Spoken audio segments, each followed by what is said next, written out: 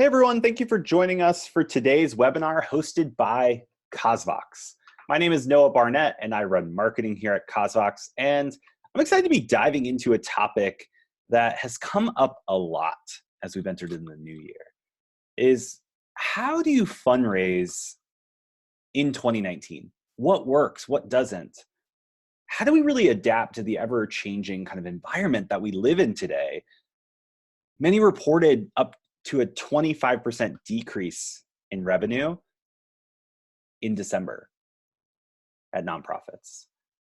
And others just felt frustrated by how their year end ended. And you might not be in that case, but that's just kind of the tempo or kind of the tone that we've been feeling here at Cosvox as we talk to our customers and just as we engage with our broader community of fundraisers.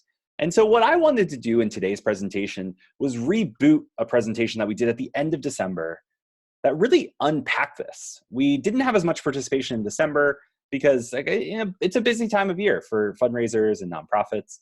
And so we wanted to bring it back because I feel as though there's more hope for nonprofits. There's more opportunities that are exciting. And it just takes a little bit of adjustments and shifts to how you think about fundraising. That's really going to help you drive success in 2019. So we're going to talk through today some trends, and then we're going to talk about some strategies that we saw nonprofits implement and raise money successfully with last year and really drive some impact for their organization and move their mission forward.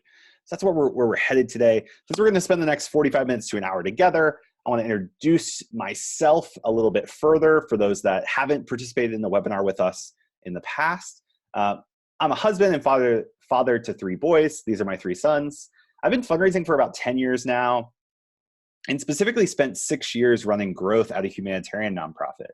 What that really means is I kind of help bridge the gap between traditional development and communications and helped us really navigate and kind of build a strategy for how we could effectively fundraise across the organization, both acquiring new donors and reaching new donors, which is a big focus for a lot of nonprofits, to how do we cultivate donors, which might be the focus for your nonprofit, to how do we really retain them and grow, which was a huge opportunity for us. And so we're going to talk through some of that today as we dig into the presentation.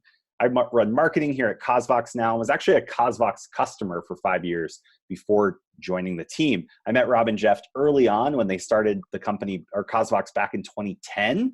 And we've helped thousands of nonprofits every single year really streamline their fundraising. So if you don't know much about Cosvox, you can kind of consider Cosvox your fundraising sidekick.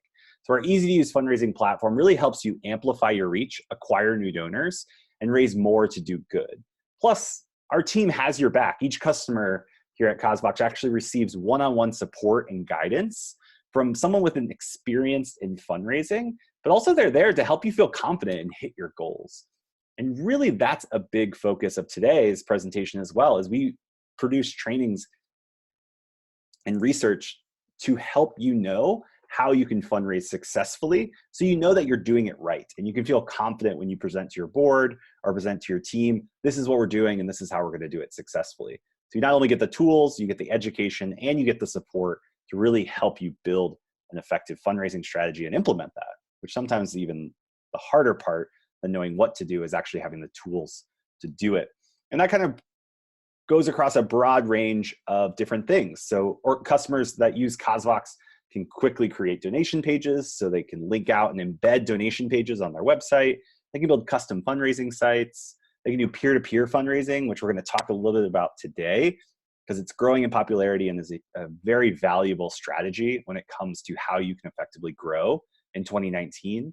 We help you manage that and make sure that they're all branded for you and your organization. You're not outsourcing it to a GoFundMe or to PayPal or Facebook even, in a crowded environment where you're just one on a shelf of many, but rather you can create branded experiences, which we see super helpful. And we're excited because we also introduced recently peer-to-peer registration. So think of like a walkathon or a bowl-a-thon, or even some of our customers are doing a polar plunge this month, which I can't imagine jumping in cold water. But that's what they're using. They're using these activities to really raise money and engage their audience to help reach new donors and grow their impact. And then we wrap this all up by providing you kind of an integrated fundraising CRM, help you organize all your contacts. We automatically log and track activity And then we provide you insights and metrics, so you have a visual on trends and things that are going on so that you can make the right move at the right time to ultimately build your donor base and continue to grow relationships with your supporters. Like I mentioned, we've helped thousands of nonprofits, but last year specifically, we helped 1,600 growing nonprofits raise millions. And they did that with CosVox. And so that's kind of an introduction to who we are. But how does that matter for today's presentation? Like I said before, we've been thinking a lot about why fundraisers are frustrated. We meet frustrated fundraisers all the time. And one of our core beliefs here is the good that you're doing in the world shouldn't be this hard. And so today, coming off the tails of 2018, which was a whirlwind, and just kind of filled with a lot of changes, really, and outside factors like politics and economic uncertainty, the government shutdown, the crashing stock market towards the end of the year, to evolving technology and the pace of innovation, accompanied by really just an ongoing environmental disaster and ongoing environmental disasters and humanitarian crisis, which might not directly impact your organization, but kind of is shifting the attention. And ultimately, that's what you're doing as a fundraiser, is competing for attention. And it can leave you like this, with a blank page and a headache. And so what we hope to do after today's presentation is that you walk into 2019 with key trends and strategies that you can help really punch 2019, and really kick ass in 2019. That's what we hope for after today's presentation. So this is kind of our roadmap of how we're going to get there. So we know where we're headed, but how are we going to get there? We're going to first kind of start off by doing a quick history of fundraising. I think it's important to start there, and then we can really build in the lines that are going to help us better understand how you can fundraise successfully in 2019. We're going to highlight 11 key trends that are going to impact your fundraising. And then we're going to equip you with 6 strategies that you can boost your giving with in 2019.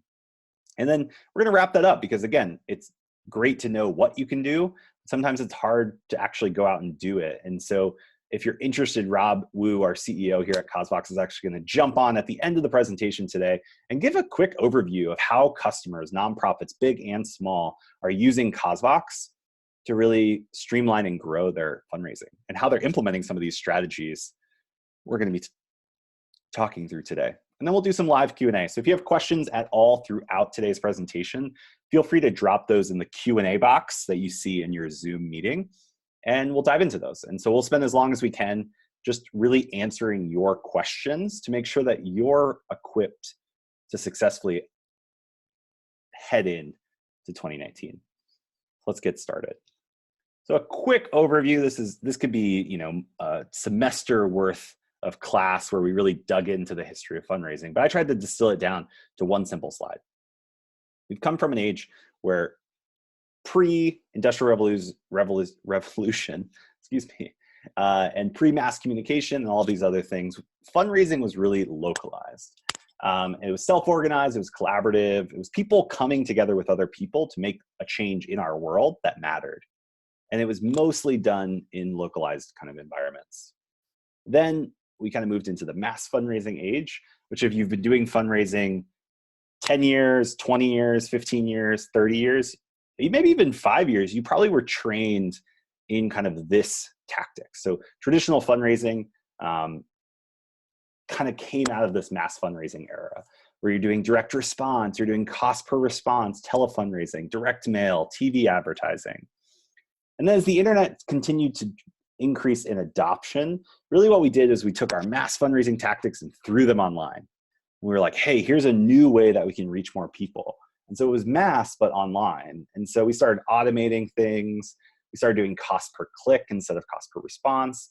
And really, we just kind of took our tactics like telefundraising, direct mail, TV ads, and said, okay, we can do that through email. We can do that on the internet. We can do that in social. And so most nonprofits today are using a mixture of mass fundraising and internet fundraising tactics, and that's kind of it. But we feel like the world is changing and continues to shift. And so one of our hypotheses is that the reason there's so many frustrated fundraisers is because they were handed a bag of tactics and told to go out and do this, and those aren't working as well as they did in the past, which kind of leaves fundraisers frustrated. And so I feel like we have to start with an interesting question. If we say, if what we're doing isn't working, or what we have done in the past isn't working as well, or we need to do new things because we want to grow the good that we're doing in the world, we want to grow that good, we must start by asking a simple question: what's different now?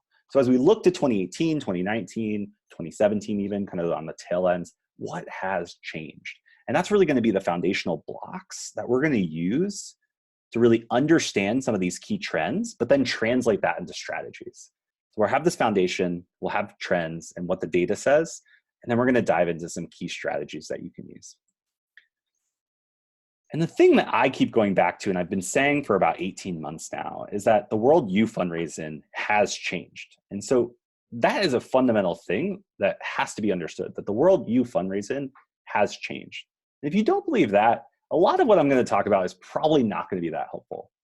And what I mean by this is not that donors have changed or why donors give has changed, but the world and how we connect with people has fundamentally changed. But what makes it even harder is that the world you fundraise in is rapidly changing all the time. And it's really due to three core factors. And so again, we've tried to distill some of this information so that you can have a dialogue, some language to put to it as you and your team or your board members or even kind of your fundraising committee sits down and thinks well about this. This is kind of what's going on and kind of helpful information to keep in mind as you design your fundraising tactics. And so as you think about maybe things you've done in the past, it's good to consider some of this stuff. Or as you pursue new opportunities, it's also really important to understand what is changing and what are these macro level issues that are going to affect your fundraising. And so what we say is we're living in the connected economy. And really there's three key points to that. Is access to information is now ubiquitous, resulting in a shift of power from orgs to individuals. Trust in institutions is at an all-time low, according to most data firms, and say that basically we lack trust in institutions, but we have a growing trust in people, especially like-minded people. And there's a lot of debate about this. This is good and bad. It's kind of, here in the US specifically, it's kind of created this political divide where we all live in our personal feeds. But that's the reality of the world you're fundraising in. And so it's good to understand that that exists. Whether we like it or not, it exists, and it's going to impact your fundraising. And so as we look to what we should do or what we shouldn't do, or what we believe, what we don't believe, what are the causes that we want to invest in, we're looking to others, like-minded people, not to organizations and institutions. The next thing is there's a rapid adoption of mobile, which just means that anyone can reach anyone, anywhere, at any time. So before, where we might have been constrained to kind of needing people in between, like organizations that provided information or services or helped organize people, some of that's, the value of that has decreased. So the core value of some of those services has decreased because we can organize and connect as much as we can with other people directly and self-organize again. So in some ways, we're going back to this idea of localized or kind of local organization. It's just on a global scale. And so it's more of, instead of local constraints, it's more of kind of cause or belief constraints and how we can connect with other people to drive that forward. The third thing that's really important is that technology has and continues and will continue to transform and connect all aspects of our lives. And that's really why we talk about this idea of connection and that we're living in kind of the age of connection. So we call it the connected economy to really give some words to that. So what does that mean? And so Rob Wu, our CEO and co-founder here at Kazvox, said it this way: most fundraising tools and tactics you're using today were designed to attract donors that no longer exist. And so today's supporters are hyper-connected, live inside personal feeds, and discover and support causes recommended by their friends. And here's the key part, and this is going to be a huge theme as we continue to drive forward today, is that today's donor desires to be a part of the change, not merely give to it. So us as fundraisers has to change the conversation. The outcome is still the same. We need people to come together to support our effort and our work so that we can push the good that we're doing forward. However, how we're messaging that or how we're inviting people to be a part of that has to consider that today's supporter desires to be a part of, not merely give to.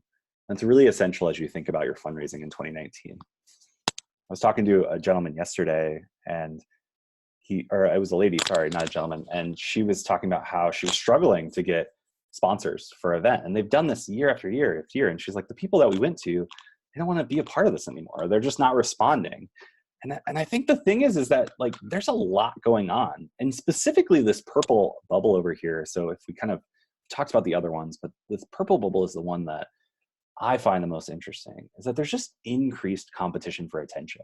And that doesn't mean you might have increased competitors, kind of in a traditional sense, but I think we have to break out this idea of competitors and think about it differently as fundraisers. Because the key is that we're competing for attention. And in the connected economy, attention is actually the most valuable currency. You have organizations like Facebook, Amazon, Google, Netflix that are billions and billions of dollar companies because they own a lot of our attention. And so as you think about your nonprofit and what you're doing, you're really the enemy in some ways is the other trying to get the attention of the same people. And gaining access to that mind share is really difficult. And once you have it, you have to be a really good steward of attention. So what does that mean? One of the other things that we see here is that these shifts also require a reframing of the value of your supporters. And so traditionally, fundraisers always talked about like, what's the value of a donor? How much money can this donor give us? Our databases and tools still today say, how much is the lifetime giving of this donor? How much giving potential this have? We use services like Wealth Engine or Donor Search to try to unpack how much is this person worth? And really, we're only tapping into kind of a part of today's supporter, because the influence that your supporters have and the time that they can give, which is more of their attention. Giving money is a very transactional side of a lot of things. But if you can gain access to their time and their influence, that's where you're gaining their attention. And again, attention is the most valuable currency in the connected economy. And we can point to these companies that are monetizing our attention every single day and see how this is going to play out in the future. And so it's good to keep this in mind. Again, this is just foundational blocks that we're going to use to build on top of as we move forward in today's presentation. So the connected economy, attention is the most valuable. And we really need to begin thinking about fundraising in a new and different way so that we're tapping into the true value of our supporters. And so ultimately, this changing world that we live in is tough. But I love this quote where Seth Godin says, some organizations will thrive from this increased chaos. Some will be unprepared and some will merely fight it and lose. And here at CosVox, we want to be a champion for you and the good that you're doing.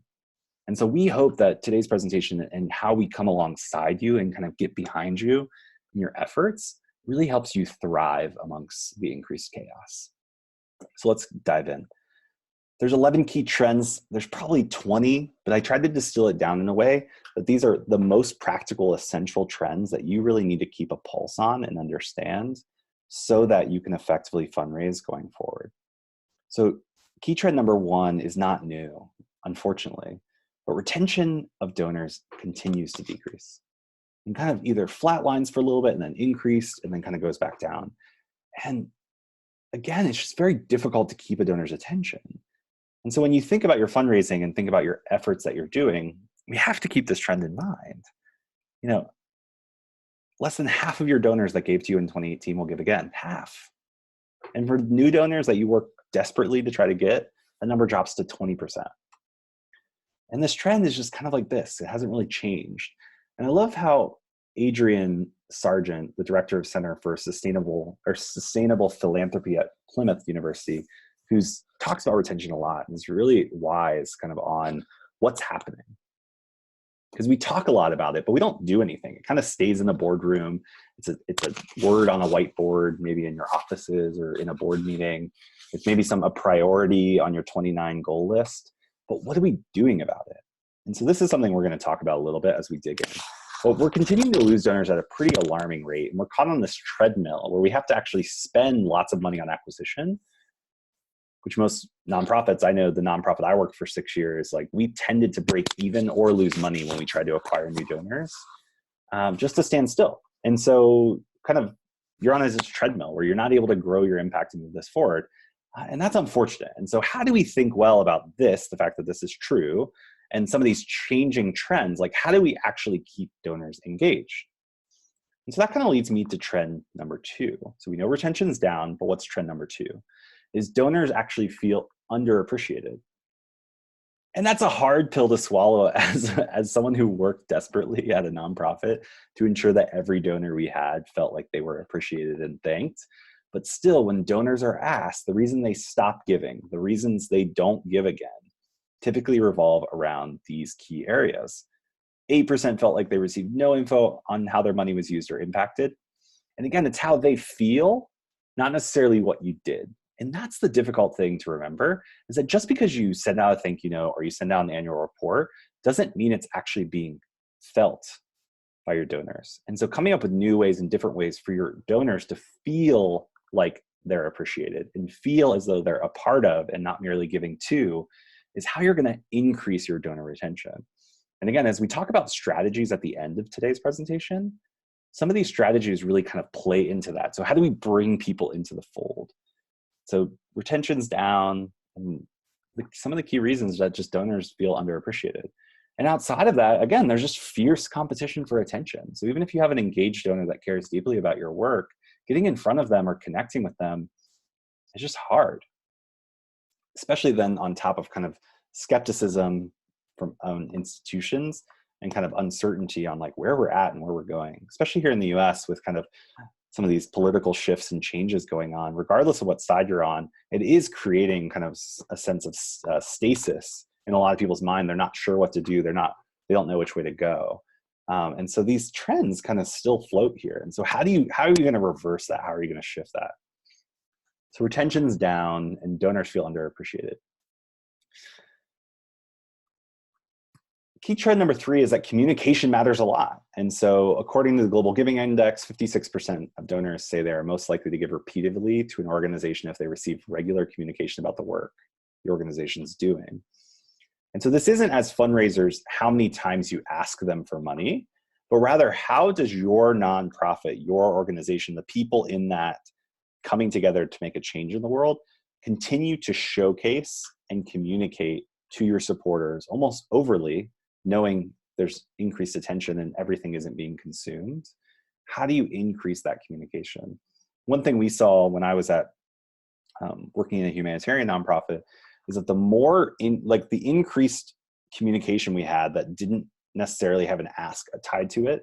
So we used to do newsletters, we would send out stories via email, and then we would ask probably 12 to 15 times a year. But over and above that, we were just sending out communications. We were using different ways to do that, whether it was mail, whether it was events, whether it was email, our website. We used social media to really connect, but that wasn't our primary ways. We just wanted to make sure we got the message out. We tapped into video because we knew that we needed to communicate why the why of our organization and the impact it was having to our donors and prospective donors as much as possible. And we also had to do something that brought them into the story because we wanted to ensure that they felt a part of that story and not just saying, hey, we did all these cool things. Look at us, look at us, look at us. That's like the kid in the back of the room that keeps jumping up and down and like shaking their arm. They may get some attention and like, oh, they're there, they're present, but I don't feel responsible to ensure that that person's there. And how I talked about it when I was doing consulting with nonprofits before joining the team here at CosVox to do education like this, was that you want to make sure that everybody in the room, think of your donor base as a room, that if someone wasn't there, you would notice and they would feel as though it mattered that they weren't there. And so through our communication, we have to make sure that they know that they are a part of something bigger than themselves. But if they don't show up, it matters and it will be noticed. And that might take us talking and telling a story about how if we don't show up, if our organization doesn't do the work it's doing because of supporters like you, this is who will care. And tying that story into the fact that Johnny, this little boy in Uganda in a school that has been thriving for 4 or 5 years, if we stop showing up today, if you stopped giving, if you stopped participating in the work that we were doing, the education makes people's lives better. In our case, that's who cares. And I think sometimes people are like, well, I don't know how to communicate my why, or like, how do we show donors that this is I always say, do an exercise, spend 30 minutes to an hour, write one question on the board. Who would care if we went out of business tomorrow? And then you have a list of things that who would care. And then you have to figure out a way to connect those dots. And it's going to be through different means of communication and honestly just testing. And so communication matters a lot. It's not all about we need to throw another fundraising event, or we need to do another direct mail appeal, or gosh, we need to buy some advertising on social media. Some of that stuff is just a waste if you're not able to effectively leverage that once people come in, and that you're not doing this cadence of communication where you're just telling people why they should be a part and what that does if they are. Communication matters a lot, trend number 3. So retention's down, people feel unappreciated, and communication is number 1. Key trend number 4 is that there's tons of generational shifts, and especially one that's pretty significant is that by 2020, over 50% of the workforce will be millennials, and are a growing portion of our donor base. 10 years ago when I started in fundraising, there was this conversation about like, how do we engage millennials? Oh, and the thing that always came up was like, oh, that won't matter for a few years, or that won't matter, down the road. But ultimately, it matters a lot now. They deeply care about social issues, and they continue to showcase that. They're beginning to start families and invest in themselves. They feel as though they're activists, and they seek out organizations that allow them to take action. And the other shift that's happening is baby boomers are continuing to free up more of their time as they retire and move on. And they're actually showing similar trends here. And these trends aren't just things that people post on Instagram to show everyone that they're an activist or that they care deeply about a social issue. Like, this turns into real money. 84% of millennials that give to charity donate an annual average of $481 across 3 organizations. This stat is incredible because it's not just that they're activists or they're trying to do something, but they're actually giving real dollars that matter. And they're giving it to a very finite group of organizations. When I was doing research, when I was running growth, we saw that people on average gave to 7 different organizations. The fact that millennials are only giving to 3 shows that they're more invested in the organizations that they are invested in. And so as you have organizations that are able to engage an audience that feels like an activist, wants to be a part of change, and cares about social issues, are able to retain and maintain them more frequently because there's less competition once they're in, if your organization's doing a good job at making them feel a part of this. And this kind of goes back again to this idea of the true value of your supporters, is really tapping into not just their money, but also their influence. And organizations that are able to engage individuals, people who volunteer their time actually give 10 times more money than people who don't. And so the trends continue to showcase that your organization must identify ways and strategies to engage supporters in your organization in a way that they feel a part of, not merely giving to your organization. And the payoff isn't just a nice feeling of promoting community or togetherness. Rather, it translates to real dollars. And ultimately, which is what we're all doing this for. And if you're not, like, that's an unfortunate thing, is that we're moving good in the world forward. And that's what we care about. That's why our nonprofits are doing it. Like, we work hard, roll up our sleeves, get in the trenches, because we want to make the impact, or we want to grow impact in our world. And these strategies and these tactics are going to help make that happen. They're not just soft. And sometimes in board meetings, it can be difficult because boards just want to go back to like, oh, we've always done this and that made some money. Let's go back to this. And some of these other things that are not like direct response, or, hey, we spent $100, we got $100, or got 3 donors, it's not as clear, do really pay off. And organizations that invest in it are going to see increased growth. And organizations are going to miss the boat.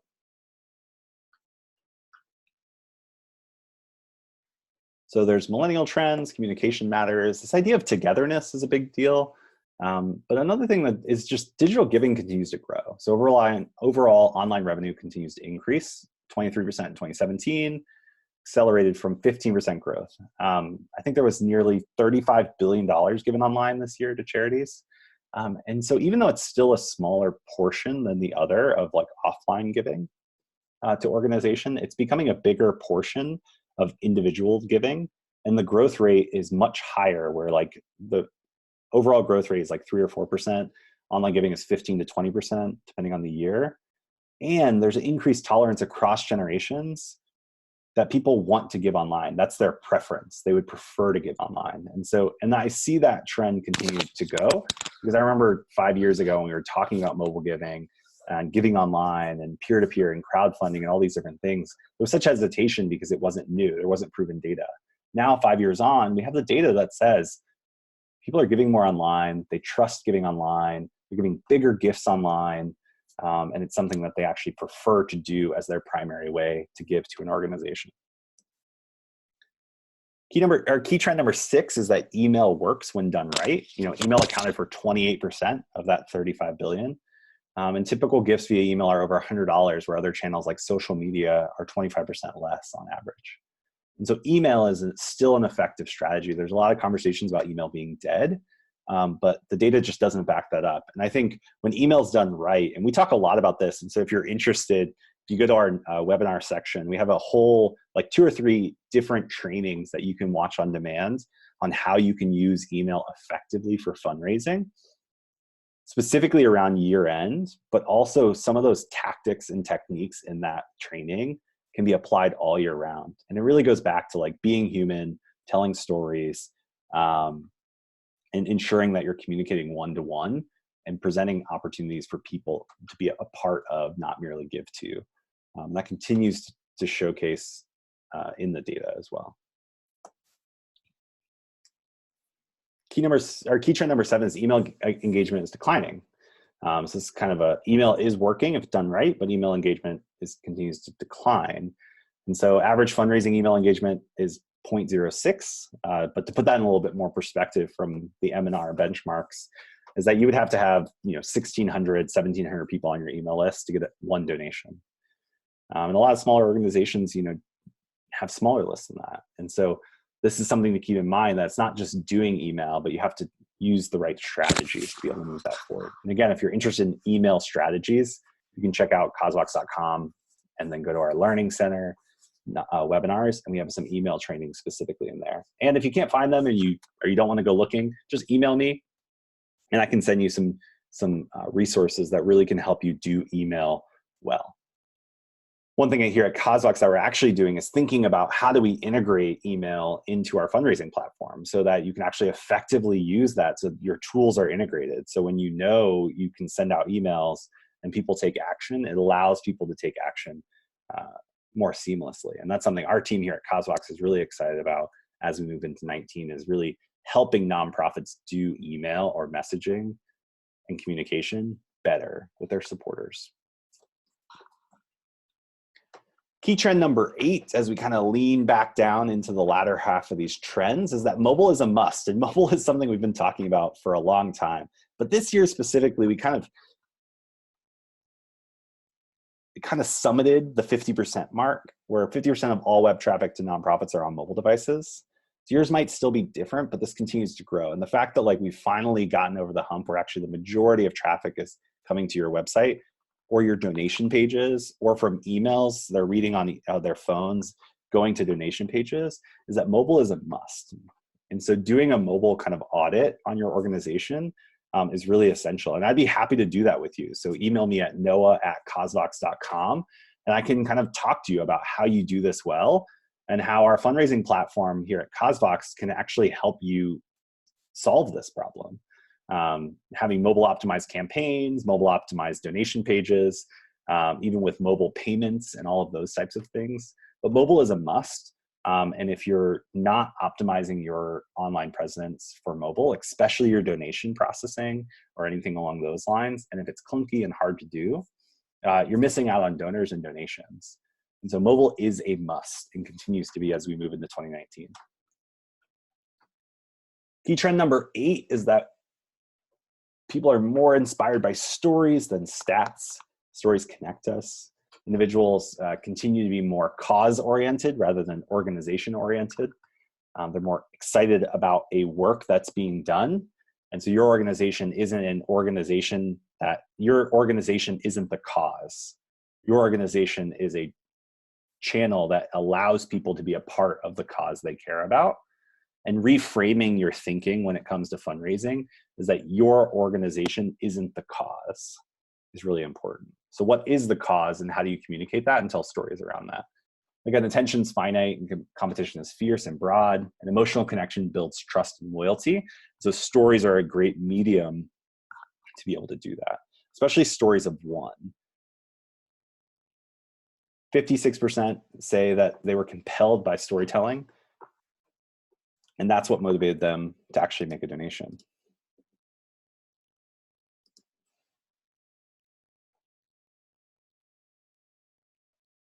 So stories over stats.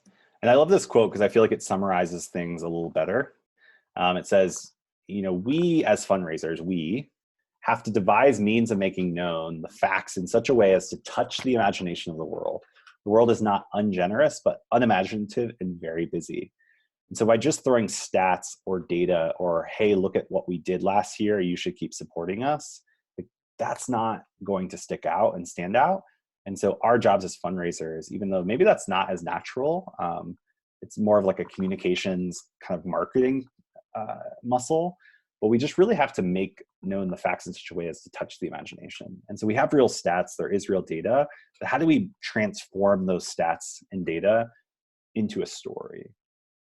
How do we kind of showcase that to our supporters, not only just prospective donors, but to our current donors? As we communicate to them, how do we tell stories in a way that show how they are being a part of a bigger change? And that's through your organization. Your organization is really the channel for them to be able to do that and kind of be a part of that. Someone just pointed out that I have 2 slides 8. You're absolutely right. So this is trend number 9, my mistake. Thanks for pointing that out. But yeah, so trend number 8 was mobile is a must. And trend number 9 is that you want to tell stories over stats. They drive more impact and are more effective in engaging your community. Last 2 here, number 10 is mobile monthly giving drives loyalty.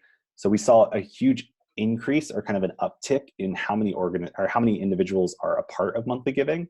And what we know from kind of just engagement data is that monthly giving donors are actually more loyal and give more to an organization over time. Our organization had a monthly giving program that I was responsible for. And what we saw is that people that gave to our monthly giving programs, their annual average giving was 4 times that of donors that weren't a part of our monthly giving program. And that's not just because they were giving to the monthly giving program, but it was also because they gave to other appeals. They were more a part of what we were doing. And it also helped us build community because we were able to say you as a group. And so there's a natural part of monthly giving, especially when it's done right, which we're going to talk about as part of one of the strategies, that you should use that as an opportunity, not just to say, hey, you can give monthly, isn't that convenient? But rather talk about how you're coming together as a part of a bigger group that care about a cause, and signing up for this or being a subscriber in this monthly giving program has less to do it's not only about you just giving a certain amount of money monthly, but rather there's a collective impact, a like-mindedness that is kind of being pushed towards a specific outcome together. Quick story here is that I heard a story. I was in a story workshop with a bunch of people, and one of the organizations was a nonprofit, and they were thinking about monthly giving. They were talking about different stories, and one of the ideas that came up was they provided male support or male kind of mentorship to high school students that didn't really have a strong male figure in their lives. And they wanted to help fill that gap because they saw the impact that had on children's lives who had that. And it wasn't just male mentorship, but also just kind of like being a brother or being someone that came alongside when times were tough, where they knew they could trust them and kind of share kind of what was going on in their lives. And so one of the things they were thinking about, or the idea that came up, was for them to create a monthly giving program called the Brotherhood. Because what they're trying to do is say that you can come in and be a part of this organization so that we can provide, a brother, just like your brother or a brother, to come alongside these kids and kind of fill that gap. And so by being a part of this monthly giving program, you're part of the Brotherhood, where you're allowing us together to be a brother for many kids every single month. And then that would play out where like every month they might send out a new story of a kid that's receiving kind of mentorship from the program. And that kind of builds connection and builds loyalty. Monthly giving is a huge opportunity for nonprofits. So either rebooting yours or thinking about how you can invest in this uniquely for your organization is going to be a very successful tactic for you in 2019. The last trend here is peer-to-peer fundraising is growing. And this makes sense. We've talked through the data and saw that people want to be a part of, not merely give to. Trust in institutions and organizations going down. And ultimately, people are looking to others for recommendations on what they should invest in, what they should care about, and where they should go and support the causes they care about. And so this starts out just in simple ways, like where I might look at a recommendation, or I might ask a friend when I move to a new city or visit a city what restaurants I should do. I'm not looking for restaurants and looking at advertisements or going to a restaurant's website, rather sourcing or crowdsourcing information and recommendations from people I trust. And that goes down to like where I should stay or where I should travel to on my next family vacation. But it also is like, where are the causes that I want to support? Recently my sister-in-law, who lives in New Orleans, was promoting an organization's efforts because she was so passionate about the cause. And I had never seen it that way, or really understood kind of that you could be a part of something in that way to support this support this specific cause. But it was her recommendation, it was her kind of passion that organization activated that invited me and to give to the organization on behalf of her birthday, and helping move that cause forward. And that organization now has a new donor that they can engage and cultivate over time. So peer-to-peer continues to grow. 85% of donors actually prefer being asked by friends and family to make a donation. And ultimately it taps into that true value, because the prominence or the reach that your organization has continues to decrease, especially online, where they're actually deprioritizing brands. They're making it a pay-to-play environment. But your supporters still have a voice, and they actually have a stronger voice when you look at some of the engagement data on individuals' posts, where it's not just on social media that they can share, but most of word of mouth actually happens offline. I think it's 93%. And so this isn't just an online play. Peer-to-peer fundraising isn't just an online fundraising tactic. It's rather a way that you're actually turning your supporters into advocates for your cause, so they can actually inspire others to be a part of the work that you're doing and help move your mission forward. And that's why peer-to-peer as a strategy, and something we're passionate about here at CauseVox, because we've seen the power of peer-to-peer over the past 8, 9, 10 years almost, where we've worked alongside organizations to help them implement peer-to-peer programs. They use our tools so that they can create branded campaigns. They use our tactics, and they work alongside our team to really tap into this. I'm going to share an example in just a minute, but it's incredible to see that over time how a peer-to-peer program can really build. It actually is really interesting on the different ways that you can actually apply this. And again, this is something that people are preferring. So ultimately, these trends are just trends. The shifts and changes that we're going through are just shifts and changes. Retention's down, communication, trust, mobile, online, digital, peer-to-peer, all these things are up in the air. And you might have some notes by now that you might be looking at. But ultimately it comes down to like, how do you actually put pen to paper and make a plan? How do you look at these trends, look at what your organization's done, see your donor base, and think, how do I actually move things forward? And what I've seen helpful, and I've heard from others, is that it's helpful to have some ideas on things that are proven to work, strategies that work, that you can at least start with. And so whether you've done some of these in the past, or you're looking for new ways because you need to grow your impact, or what you're traditionally doing isn't working anymore, focus too much on mass fundraising, big events, very expensive things, but it's just not working. You can't get people to come. You can't get people to sponsor things. Like, what are you supposed to do? And so the next 6 strategies that I'm going to present are just ideas on how you can actually effectively raise more online in 2019. And so this gives you these starting blocks to really build from as you put pen to paper and make a plan.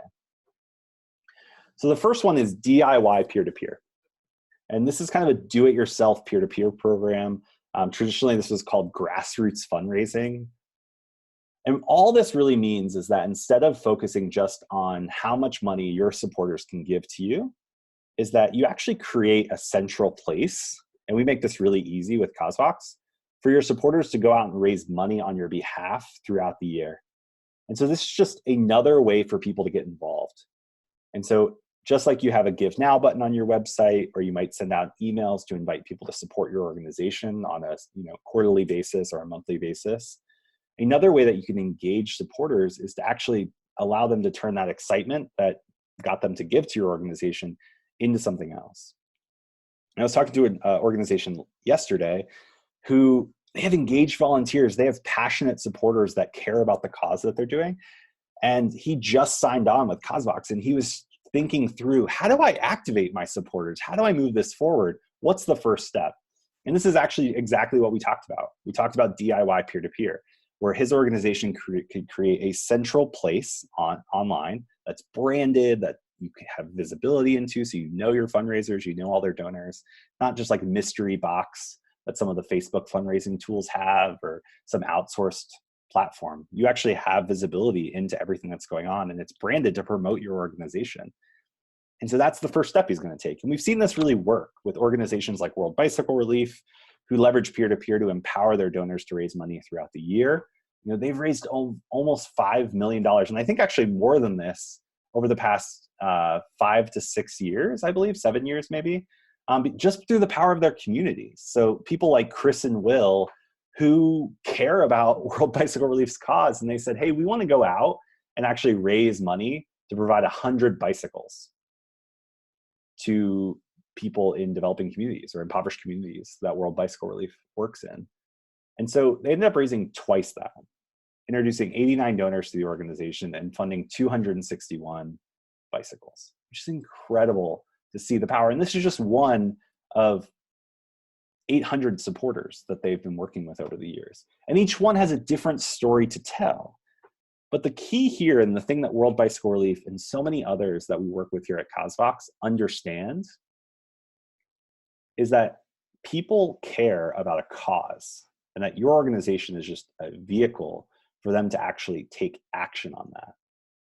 And so they know that the power of giving is there, but also the power of influence. And so this program that they created using CauseVox's fundraising software is empowering their community of supporters to go out and be advocates for the cause that World Bicycle Relief is fighting for. But World Bicycle Relief has visibility and can cultivate these relationships and continues to see this type of program grow. Whether it's because it's someone's birthday, or because they were passionate about bicycling, or about the cause that World Bicycle Relief does, or it's a father-son or a husband and wife challenge. Each of them have a unique story that's inspired 3, 5, 80, 1,000 donors to support this organization's effort. And the organization set up this one time, and they can always go back and send people here so that they can fundraise on behalf of the organization. Another one's Amigos International. They did the same thing here with Sarah, who was excited about the work Amigos was doing. And so she went out and raised $5,000. And she's actually a board member. And so she was a part of a board member campaign where Amigos gave each of their board members a fundraising page and said, hey, you're passionate about this work. You're going to tell others about this. We're going to give you a way to do that in a transparent nature, but also to a central way so that you can send this out to your friends, family, and community and get people excited about our cause. The second strategy, which I've talked a little bit about already, is monthly giving. So create or reinvest in a monthly giving program. And a lot of times people abandon this because, one, they didn't really commit to it in the first place.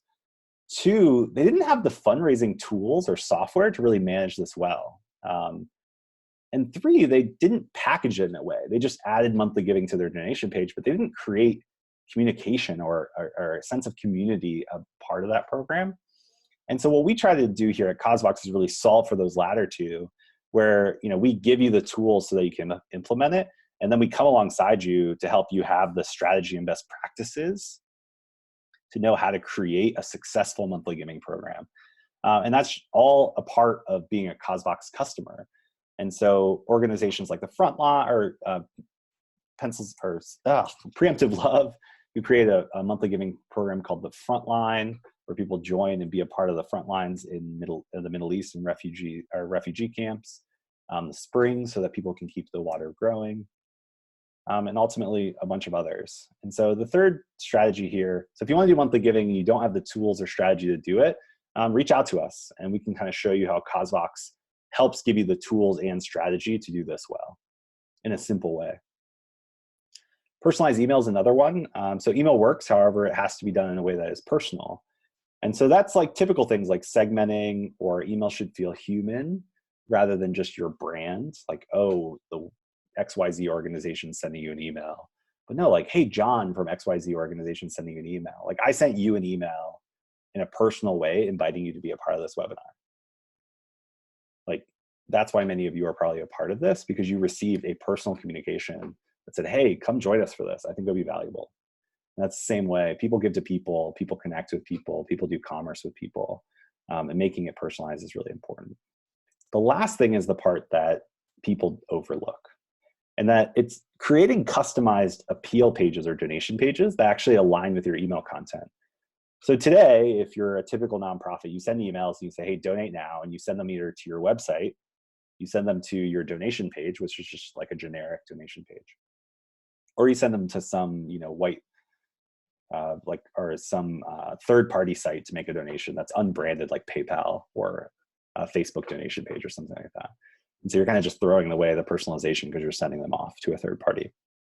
What we see that drives effective emails is actually having the ability to, when I send an email, I'm going to talk about specific things, and I want to send them to a donation page where it actually reinforces those things.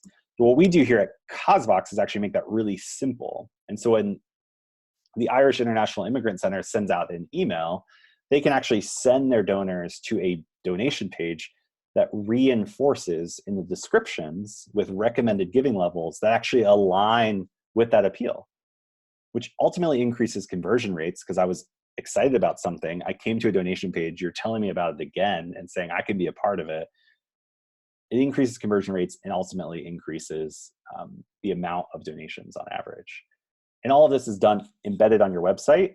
And our tools actually give you the ability to clone these really easily. So you can actually track how much money you're raising from each of your emails, which is amazing. And Rob Wu, our CEO, is going to give a quick demo, and he can kind of show like what that looks like and how that works.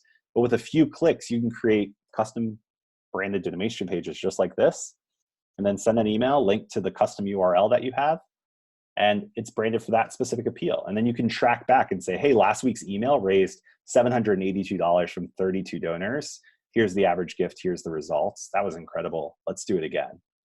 You can redo that every single time. And it's not just one generic donation page. You're actually personalizing it for your email communication and appeal. Strategy number 4 is partnerships. We see businesses are continually looking for ways to invest in good. This isn't just in the form of like, I'm going to give you $500 or $1,000 to sponsor your organization and just like be done with it. Businesses actually want to be a part of and not merely give to as well. And so we see organizations like the Junior Achievement, who's one of our customers here at Cosvox, actually create engaging campaigns where they rally corporate partners around the DC area to inspire their employees to support JA. So all of these businesses got excited because they were able to promote that they were doing good work. And if you look at work stats right now, people like working for organizations that have a bigger purpose than just profits. And so they're able to engage with Junior Achievement because Junior Achievement can use Cosvox to create custom fundraising sites for each of these companies really easily using our cloning tools. And then that company has buy-in to that organization's effort, or to that effort, and sends this out to their employees and gets them involved. And they raise, I think, around $500,000 through this one initiative, and it's managed by one person with Cosvox as a sidekick. And so it's incredible to see kind of the value of this. If you're looking for new ways to engage corporate partners, this is a great opportunity. Another one did this with a women's conference. So they created this co-branded fundraising site for this women's conference. And so they could give it to the conference. The conference sent it out to all the participants. They got excited about it, promoted it. And ultimately all the data, all the donations went directly back to World Help, which was the nonprofit. And they used Cosvox to be able to create these custom sites on the fly.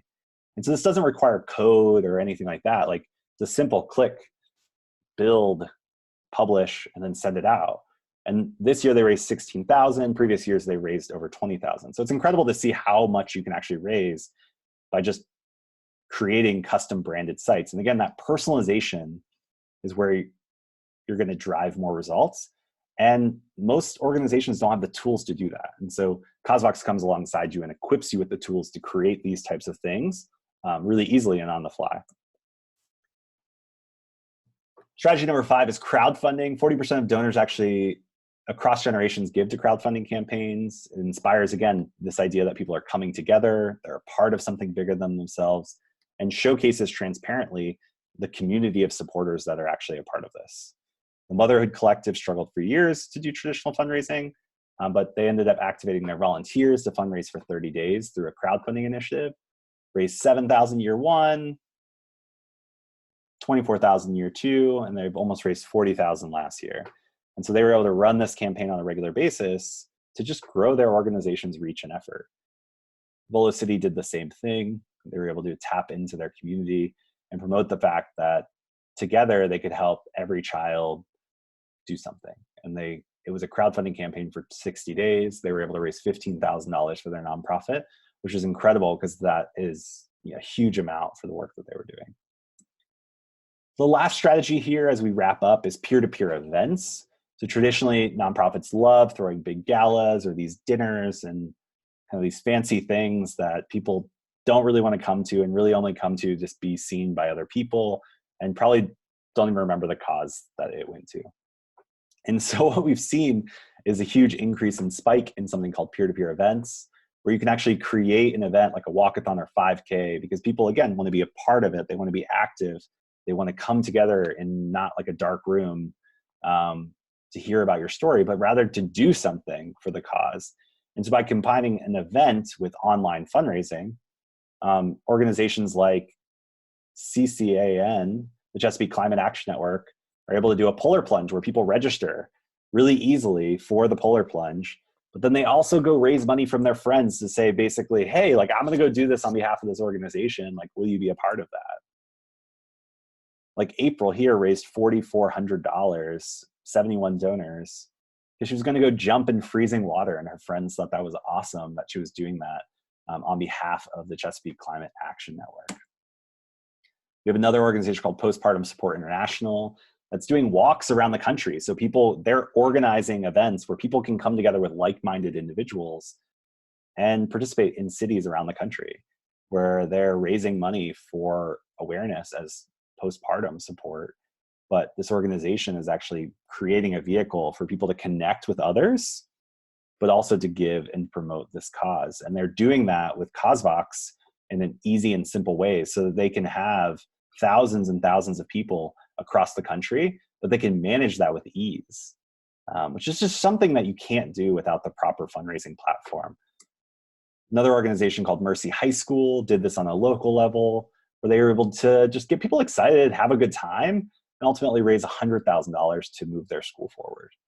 And so these strategies are ways that this works. Like there's proven results here. And so as you think about your plan for 2019, these are some of the strategies I would encourage you to consider on how you can tap into this. And again, knowing what to do is different than actually executing it. And what we've seen here at CosVox is the biggest thing that there's a gap on is having the tools and having the support, the hands-on support to come alongside you to actually implement that. And so that's what CosVox is. And our CEO, Rob Wu, who started the company almost 8-9 years ago, is going to come on and join us now and really walk through this. Like, what does this actually look like? What does it look like to work with CosVox so that you can implement with the tools, the knowledge, and support some of these strategies in 2019? So, hey, Rob. Hey, Noah, thanks for sharing the insights into some of these trends. I think that the trends that you're sharing today are really interesting because we work with 1,500 organizations every year, and these trends are becoming stronger and stronger, especially around mobile giving, around monthly giving, around the ability to do the peer-to-peer, especially as we see this pushback from people on social media about the Facebook privacy issues and all that stuff. There's this trend where relationships really matter, where it's about the one-on-one, it's about leveraging audiences, it's about kind of tapping into trusted channels and also a trusted message so that actually converts donors. What I want to do today for you guys is actually spend a few minutes showing you how you can actually leverage the CauseVox fundraising platform, and also introduce what we are in addition to providing free fundraising webinars. We also are a fundraising platform, so I'd love to introduce you to that, as well as how you can capture some of these trends and turn that into actual impact and fundraising results. So over here at CauseVox, we're an online fundraising platform for nonprofits. Personally, I've been helping nonprofits try to tackle and solve the fundraising problem for over 9 years. Started the company in 2010 and helped a lot of nonprofits before that. And one of the things I've seen is that organizations that perform well are the ones that really focus on capturing the new trends when it comes to fundraising. So over here at CauseVox, as a fundraising platform, we are champions for the nonprofits who do. So what that really means is that you can leverage CauseVox to get more fundraising results in 2019. In addition to leveraging our arsenal of free fundraising resources, as well as our arsenal of fundraising tools through our fundraising platform, you can also leverage CauseVox when it comes to hands-on one-on-one support. With the platform, though, what you can do is you can leverage CauseVox to power your monthly giving. So not monthly giving where people are just have a clunky donation flow, but actually a seamless flow for your donors, so it increases conversion rates on your website. In addition to that, you can use CauseVox for crowdfunding, for projects and programs, so you can inspire people through stories, as well as to acquire new donors. And then we also help you with peer-to-peer. So DIY fundraising, as Noah mentioned, through some of those case studies, where you can actually just turn your fundraising on autopilot, where people, your supporters, your board members, your audiences can actually just do the fundraising job for you so that you can scale how you do your online and digital fundraising.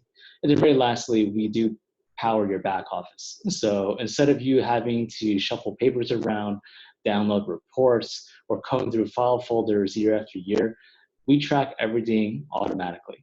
So it's in real time, it talks to 1,500 tools, and it saves you at least 4 to 6 hours each single week. So you can turn those hours into something more productive when it comes to fundraising or communicating. Now, a few things that Noah mentioned in terms of trends. One is monthly giving. So we talked about the example of a donation form. So very simply, monthly giving is one of the best ways for you to grow a small one-time donation into a monthly recurring donation. And that's just because of the consumer behavior. As consumers with subscription models such as Netflix and things like that, we as consumers have this mentality that we want to buy every single month. So that's one of the things that nonprofits can tap into today. So instead of kind of directing your donors to a third-party site where they can get confused, you can actually integrate monthly giving, not only on your donation page on CauseVox, but also through any type of fundraising appeal that you push out. So all of our CauseVox donation pages were better than what you're using today just because we're branded, it sits on your website, and provides your donors a faster way to make a donation. And that faster way also includes suggested giving levels. So when someone comes to your donation page that's powered by CauseVox, they can not only see how much you want them to donate and have different tiers, but then from there, you can actually describe the impact that it's going to create. And this one way can help you distinguish your organization from other organizations where you're focused on impact. You help donors really understand what their funds will actually do, and in turn, they become more loyal. In addition to that, you can make and turn on monthly recurring giving on CauseVox as well, just by flipping a switch, and the donors can go through this process. Click on the make a recurring donation box, or you can have that pre-filled and speed through the donation process very quickly. What I love about this process over here is that it makes it super easy, and we do collect the email address and postal address of the donor, as well as we automate your back office by sending a custom donation receipt, so you don't have to do that. And we record all your donor activity in our fundraising CRM, so you have more insights into building relationships with your donors and supporters. Another big thing you can do with CauseVox is more around the DIY fundraising. So as Noah mentioned, you can use CauseVox for do-it-yourself peer-to-peer fundraising. This is Amigos, one of my favorite nonprofits. They're based in Houston, but they have different chapters all over the States. And they use CauseVox to easily create and clone different DIY peer-to-peer campaigns, one for each one of the cities they have chapters in. So this is what you can do with CauseVox. Instead of depending on an IT person, instead of having to ask your board to find a developer or a web consultant, you can easily just do it yourself, create a high-functioning, high-performing peer-to-peer campaign site on CauseVox in order to drive donations. This way, people can see the story, they can understand what you're trying to do, and then from there, they can go to your CauseVox DIY peer-to-peer campaign site and create personal fundraising pages, just like what Benjamin did over here. He went in, uploaded his photo, put in his name, told his story, and then had the way to have a personal place to tell his story of impact so it can drive his friends and family to make a donation to his personal page. So that's another way you can use CauseVox as well. And what we've seen is that organizations that actually use this style of fundraising on CauseVox and through our method, they raise twice as much as organizations that don't. And the last thing I want to share over here when it comes to examples and fundraising trends is that you can also use CauseVox for short-term event style fundraising. So when you think about your fundraising calendar for this year, as well as in light of some of these trends, you can use CauseVox to come alongside your event fundraising or your galas or any type of in-person fundraising event, just because all of our sites are mobile friendly and mobile responsive. So CCAN, one of my favorite nonprofits in Maryland, they're running this polar bear plunge campaign, and it's freezing outside. I'm not sure why people want to do it, but so far they raised $102,000 with 45 hours remaining. So they use CauseVox to create this, to customize it, to have it branded on their own URL. So it helps drive more event loyalty in their donors and supporters. And then they have the ability just to showcase their sponsors too, so that their sponsors get some awareness. And then very lastly, individuals can also create personal pages. The good thing about this is that all these personal pages are mobile friendly and responsive. So no matter where someone is, no matter where Kristen is, let's say she's plunging into the Chesapeake, then her friends and family can whip out their phones and make a donation very easily through the CauseVox system, since one of the trends is more mobile giving. On the back end side over here, the main thing that I want to share is that with CauseVox, not only can you create all of these fundraising use cases throughout the year, such as peer-to-peer fundraising or donation pages or event fundraising, but we also track all of this in real time for you so that you have an easy way to build profiles of your donors and supporters. So what this means is you can easily see in total through the life of a donor how much they've given, their fundraising activity in real time. And then also you can add notes to it too, so that as you're collaborating with your colleagues, you can build stronger relationships with your donors and supporters without having to pull a report from eTapestry or ask your IT administrator for just a transactional report. And we really focus on relationships, and that's what drives value as well as donations today. Now, if you're looking for additional information on CauseVox, I do encourage you just to go to our website over here, causevox.com. The next step would be just to explore a little deeper. I know I kind of went over this really briefly and some of the aspects of how you can use the platform, but we love to spend a little bit of time with you more on a one-on-one basis, just understanding what your fundraising plans are, what trends you want to capture and how you can really approach fundraising for 2019. We'd love to schedule a one-on-one conversation or just a one-on-one demo with you. So you can always go to causevox.com on the right-hand side up top. You can click on request a demo, and then that'll connect you with one of our team members over here in order to find a time in the next couple of days to have a conversation on how you can increase your giving results through CauseVox this year. Again, thanks so much for your time today. I just want to hand it back over to Noah for some Q&A.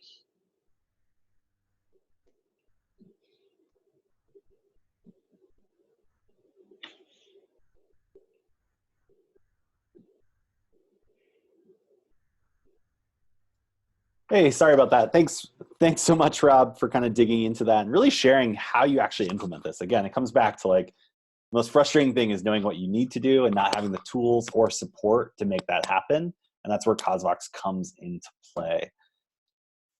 What I would love to do is spend a few minutes if anyone has any additional questions, whether it was about what we talked about today as trends, some of the foundational shifts that are kind of impacting your fundraising, but also any of these strategies. Those strategies are really what's going to help you move the needle and help you raise more to move your mission forward in 2019.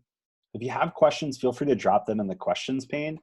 If you do have questions, but would prefer to kind of address those in another form, send me an email, Noah, Noah, at cosvox.com. Send me your questions. I'd be happy to chat with you, maybe even schedule a quick phone call. We can dive into those together. At Cosvox, one of the things we believe is that we want to be behind you every step of the way, whether it's in these trainings or with our 1,500 customers that we work with every single year, both with our tools and our strategy. And so if you have questions, feel free to drop those in the questions pane. I'm going to take a look at the questions. I know I answered a few questions earlier. Flora says, can you talk more about how to start a monthly giving program? We have a few recurring donors, but no formal monthly giving program. Hey, Flora, that's actually a common question we hear. And luckily, I've had the ability to work on a more mature monthly giving program, but also help kind of craft one for a new nonprofit that I was working with before I joined Cosvox. And some of the key questions that you have to ask is, what are some of the kind of core things that our nonprofit does? Like, why would someone give to your organization on a monthly basis? What's like the point? And so when I was using this story earlier, they are trying to figure the same question out.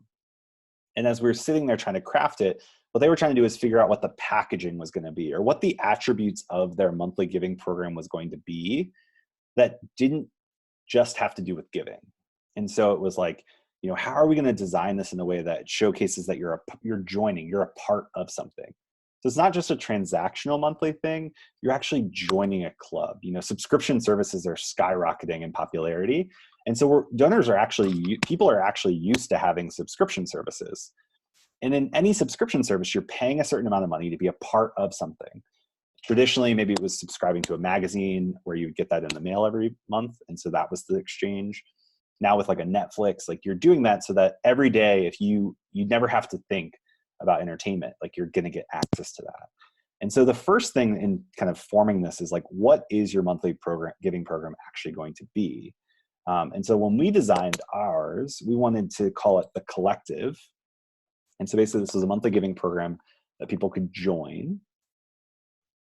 And it was less about giving, but about people coming together collectively, and in our case, to help provide training to women, which ended up getting them a job.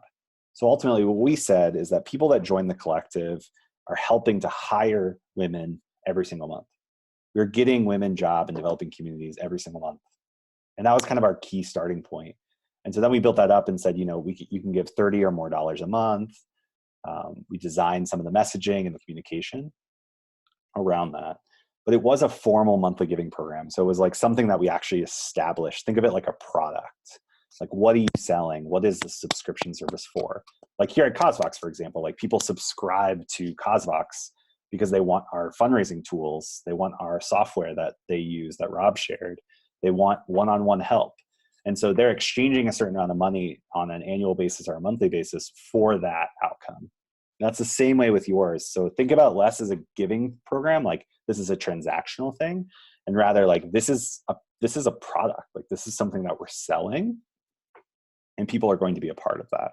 I think the key focuses is making sure that there's some sort of direct tie to the cause.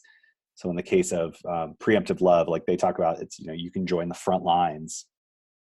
And so people want to be a part of that. It's exciting. They know that there's other people on the front lines, and they're coming alongside like-minded people on a monthly basis to ensure that organization can stay on the front lines of the most conflict-afflicted areas. Or the spring that Charity Water has, like it's a group of people that are like-minded to say, we're not just about building wells, like we want to keep the water going and running. And so that's what the spring is all about. It's all about keeping the water flowing.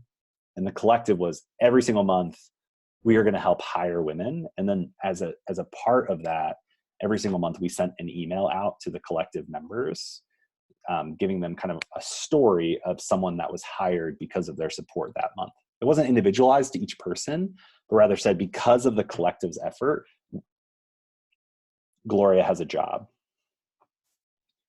And that's how you build up, you build excitement. And then two, you can invite people to share and say, hey, like, promote that you're a part of this. You really have to kind of, it's almost like having, in marketing, they talk about in branding, you want to make sure that your brand has like a flag that people can have if they're a part of it. So like Apple might be like the white headphones or the Apple logo on the back of your computer, or like another organization that it's a nonprofit that I really like is Compassion International. And one thing they do is they have like this blue, like rugged kind of stamp or like tattered cloth that like is just everywhere. And it's like the flag that the organization, it's like, I'm a part of this. I'm a part of serving in this way. Other organizations like Livestrong had the bracelets or something that kind of makes it more exciting to be a part of that. So Flora, I hope that's helpful. I'm going to take a note of your question and send you a few articles that can really help you dive into that as well. If anyone else is interested in monthly giving, just shoot me an email and I'll send you a few resources directly about that, and even set up a demo to kind of show you how monthly giving works on CosVox as well. Any other questions as we wrap up today's presentation? Doesn't look like any more questions are coming through, but thank you guys so much. Flora, thank you for the question. Allison, thank you for the question. I'm grateful that you guys took the time out. Attention is the most valuable currency in today's connected economy, and you gave us your attention today. And so I'm grateful for that. And hopefully you received value from today's presentation. I'll be sending out the recording of today and the slides a little bit later this afternoon. If you have other questions, feel free to reply to that email, and feel free to also share this recording with your team. Someone already emailed me and said, hey, I'm going to be sharing this with my team. That's how important today's conversation was, which means a lot to us. Those kind words, that's why we're doing this. And ultimately, we want to help good flourish in the world, and we do that through the work that each of you are doing. And so thank you guys so much for joining us, and I hope you guys have a great rest of your week. I'll talk to you next time.